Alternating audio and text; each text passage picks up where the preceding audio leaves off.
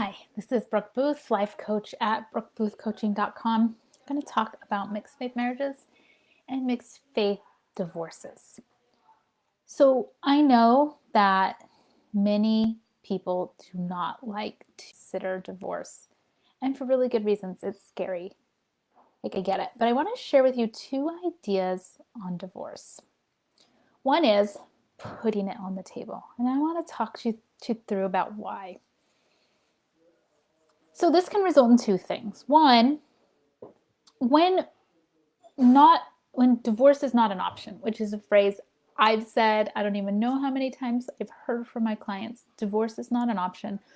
Sometimes that belief, that choice, it sounds great. Like it sounds good, but how does it feel for you is a question worth asking.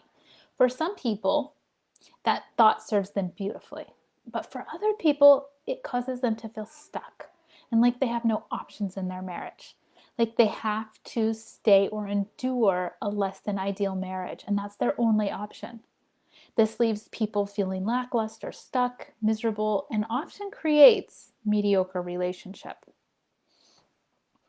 The other thing about putting it on the table, so then if you do put it on the table, it can sometimes shift things in the relationship. It can mean that every day you are opting into your marriage. You are choosing it on purpose again.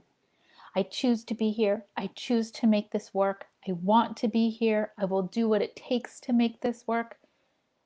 Many are afraid of this choice. I know, I was. They think it will lead to divorce. They think putting the option on the table will inevitably mean that's the option that is picked up and used.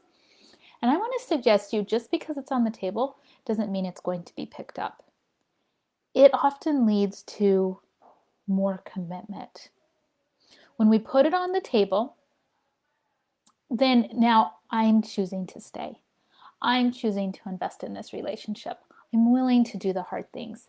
I'm willing to have the harder conversations and reach out again and again and again and again. It can make a significant difference in the quality of one's relationship. Okay, with that said, I want to talk about divorce itself a little bit. Sometimes a marriage ends in divorce. Like that's just sometimes what happens. I like to use the phrase sometimes a marriage is complete and divorce is the best option. Sometimes both people agree that divorce is the best option. Sometimes it's a unilateral decision that's forced. It's a forced option, but either way, and I tell this to my clients a lot, if this is something they're facing, if there are children involved, your relationship with this person is not over. It's just entering a new phase. So you have a mixed faith marriage now, and now you're going to have a mixed faith divorce. You'll still have to make many of the same decisions, girls' camp, seminary, temple trips, church attendance. You just have to do it in a different container. A lot of people think divorce is something of a panacea for solving mixed faith marriage issues. It's not. It's not. It just merely changes the flavor. But there's still most of the exact same decisions, especially if there's kids, like this is what I'm talking about, to still be made. Does not solve all the issues in a mixed faith marriages. Yes, it does solve some, but it only just changes many. So I tell my clients that whatever the outcome, whatever the decision, whatever is decided, you still need to face your mixed faith relationship. You can't escape it. So let's not waste any time not learning the skills and tools to help it work as best as possible. So if you're one of those people who feels stuck, feels unmotivated in their marriage, feels like blah, they're like it's just I'm here and I'll endure it, I guess. It's not that bad. It may be that putting divorce on the table may help you. I could be wrong about this, but it's something to consider. In our marriage, when we did that, it changed things for me. And that now I was like, well, if it's an option, I'm opting to stay. I'm opting to make this marriage work. I'm opting to show up more committed and more diligent.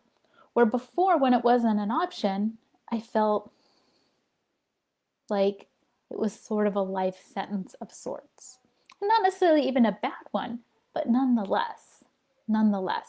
So consider that. And for those of you who are faced with divorce, it doesn't mean your mixed faith relationship, that work is done. It may mean it just needs to pick up and continue on with a slightly different flavor.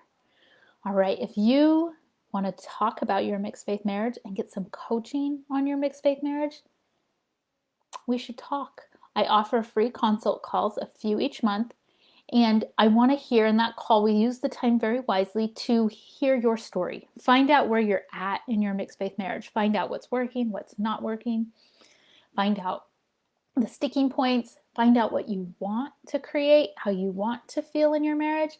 And then together, we'll put together a plan to help you create just that with some of the tools and things I teach as a coach. If you're interested in having this conversation with me, go to my website, brookeboothcoaching.com, and you'll find a way there to connect with me, or you could always just DM me here on Facebook, another really easy way, and we'll set up a time. Just a few each month, so get yours now, and let's talk about your mixed faith marriage. All right, wishing you the best.